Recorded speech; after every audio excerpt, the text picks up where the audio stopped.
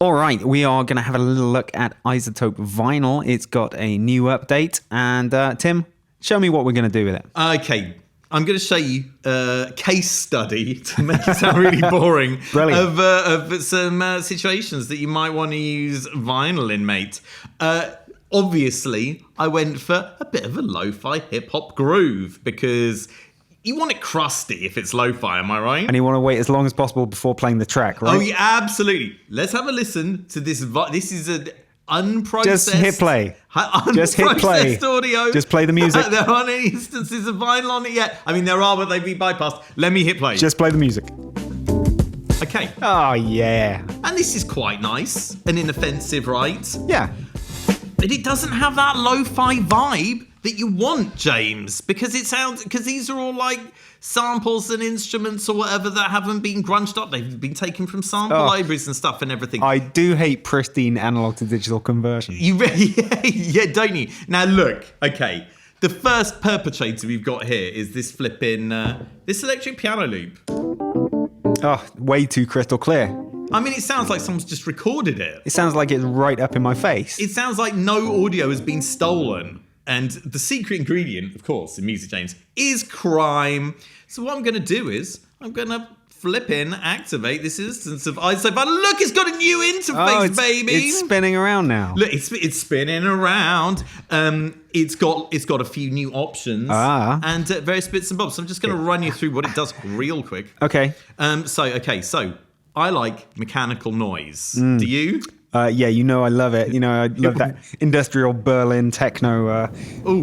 Listen to that. Now, you think that's interesting? Wait until I take us to a different decade. Oh. The mechanical noise changes each decade. So for podcast listeners there, I'm clicking on various different decades, and you're getting a bit of a different feel to it. You can see that one of the decades that they've left out is the 90s. Yo, what the hell's going on there, man? I mean, yeah, that seems prejudice. Anyway, look, let's take it back to the 70s. That's a bit much mechanical noise. Let's try some electrical noise. Ooh.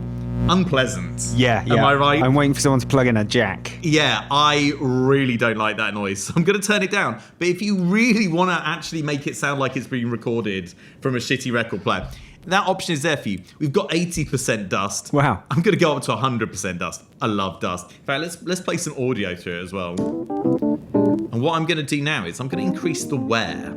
We're at 10% starting off. Let's whack it up.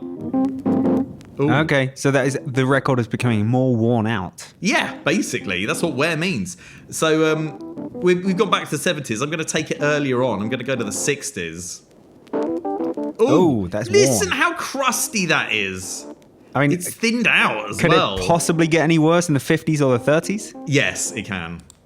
Oh, it's practically disappearing there. And to the 30s. Oh, my lordy. Sounds a bit more powerful and distorted. Well, let's say yes. And it's going to cut through that mix. So, for example, if I flip in, let me press the right key on your weird Windows keyboard. What do you need to press command? I need to press command. Is it Alt? Yeah. Brilliant. Okay, we've brought the beat back in there. Now, you'll notice it's really thinned out, possibly a bit too much. I mean, I did want it to thin it out a little bit so that the beats and the bass could pop through more. But that's too much. So I'm going to take it back 50s. Maybe 60s. Okay, yeah. I can get with that. I'm going to turn the mechanical noise up Turn the wear down a bit. You want the wear down? Okay. And also there's an RPM setting, which gives you a little subtle flavour. I assume that sort of actually has a bit of an effect on how frequent the scratch sounds are and the mechanical noise. I guess. I mean, who knows? In fact, let me show you the scratch sounds now you mention it. I don't like this effect particularly, but if you really want to make it sound like your record is totally knackered, it works. Ooh. So it's like jumping and stuff. Bit too much for Timmy. Warp, though. You used to not be able to use warp in real time, but now you can. Oh, yeah. And there's various different warp models. But that is too much, so I'm going to get rid of it, basically. I mean, that would be lovely in a bit of synthwave, right? I guess, yes, in fact it would. Also, there's a cool feature now. It's got a spin down button, which does this. And then you click it again to take it off. There you go, and it comes back. Now, Sweet. there's also another feature in there. So I feel like we've done a decent job of making this sound a bit better in the mix. With this beat and this keys line. Is there a vinyl on the beat? No. Okay. I didn't want to over egg the situation because I'm going to also use it on the bass, James. Now listen to this bass. It's cool. In fact, it's nice, isn't it? Again, doesn't sound like a sample. No. So what I'm going to do is that's its Achilles heel. I'm going to put vinyl on it, but instead of thinning it out, I'm going to take it to the 2000s. I don't want any warp or any stuff like this. All I want is the new lo-fi button. That's right. Have a listen. Aliasing. Digital artifacts. Yes, that's right. Now, what that does is that helps its top end pop through the mix a bit. And now with both these vinyls, we should have a mix that sounds a lot nicer. There we go, James.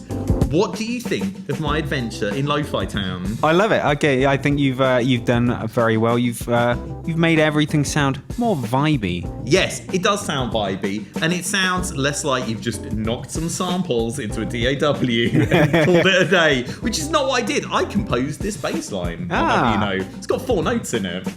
Ding. Anyway, I think it's time to chill out. Yeah. What do you reckon? Okay, well done. I think we can just have this loop going on and on in the background. For the rest of every episode of the podcast. All right. Yay.